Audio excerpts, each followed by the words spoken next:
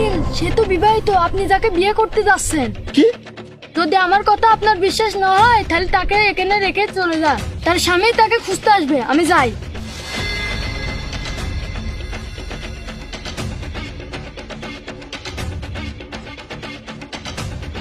অপু, আমি বলছিলাম যে আমরা তো বাড়ি থেকে পালিয়ে বিয়ে করতে যাচ্ছি আর কাজে অফিসে যাচ্ছি, সেখানে তো টাকা লাগবে। আর দেখো আমি না বাড়ি থেকে মানিব্যাগ আনতেই ভুলে গেছি। তার উপরে তোমার বাড়ির লোকজন যদি থানায় কমপ্লেইন করে আর আমরা যদি ধরা পড়ে যাই তাহলে তো পুলিশ আমাকে মেরে একেবারে লাল করে দেবে। তুমি তো নিষ্পাপ, তোমাকে তো কিছু বলবে না।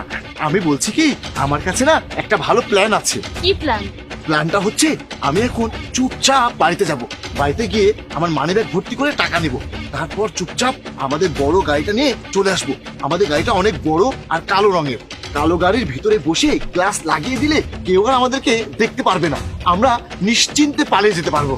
আমি এখন বাড়িতে যাই, তারপর টাকা আর গাড়ি নিয়ে তাড়াতাড়ি চলে আসবো। তুমি ততক্ষণ এখানেই থাকো, আমি খুব দ্রুত যাব আর খুব দ্রুত চলে আসবো। আমার এই প্ল্যানটা একদম ভালো মনে হচ্ছে না। তুমি আমাকে এখানে একা রেখে যাবে, এর মধ্যে যদি কেউ এসে আমাকে তুলে নিয়ে যায়? আরে অপু, তুমি তো চিন্তা কেন করছো? দেখছো না এটা কত নিরিবিলি জায়গা। এটা এমন একটা জায়গা এখানে কেউ আসে না, কেউ আসবে না, তোমার কোনো ভয় নেই। আর তুমি তো জানো না, সামনে এগিয়ে গিয়ে যে আবাসিক কলোনিটা আছে না, ওইখানেই আমার বাসা। আমি 2 মিনিটের মধ্যে গিয়ে গাড়ি নিয়ে আসছি, তারপর আমরা আরামে গিয়ে বিয়ে করে নেব। আচ্ছা ঠিক আছে, তুমি তাড়াতাড়ি আসবে, আমি এখানে ঘোমটা দিয়ে দাঁড়িয়ে থাকবো। হ্যাঁ ঠিক আছে।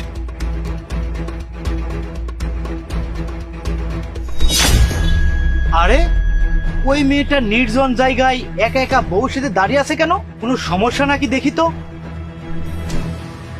এই যে শুনুন।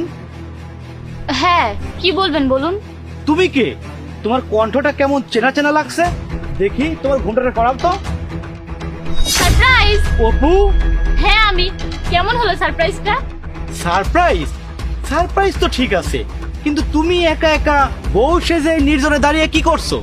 আরে আমি দেখলাম তুমি ওইখানে দাঁড়িয়ে আছো, তাই তোমাকে দেখে ভাবলাম তোমাকে একটা সারপ্রাইজ করে দিই। কিন্তু তুমি এদিকে কোথায় যাচ্ছ? আমি তো একটু কাজে যাচ্ছি, কিন্তু তুমি এখানে বসে দাঁড়িয়ে আছো কেন? আমি তো জানি তুমি বাসায় আছো, তুমি এভাবে এখানে কেন এসেছো আমি তো কিছু বুঝতে পারছি না। তুমি সত্যি করে বলো তো, তুমি কিছুদিন ধরে আমার সাথে কিরকম কিরকম ব্যবহার করছো, সত্যি করে বলো কি হয়েছে। আচ্ছা শোনো, আমি তোমাকে ব্যাপারটা বুঝিয়ে বলছি। আসলে হয়েছে কি, আমার অনেকদিন ধরে বিয়ের শাড়ি পরতে ইচ্ছা করছিল, বিয়ের পর তার পরার সুযোগই পাইনি, তাই আজকে পরে বাইরে চলে এসেছি। আর দেখো তুমিও সামনে চলে এসেছো, তাই ভাবলাম তোমাকে ঘুমটা দিয়ে অবাক করে দিই, এছাড়া আর কিছু না। আচ্ছা ঠিক আছে, চলো বাসায় যাই। আচ্ছা চলো, সারপ্রাইজ দেওয়া হয়েছে, এখন চলো দুজন একসাথে বাসায় যাই।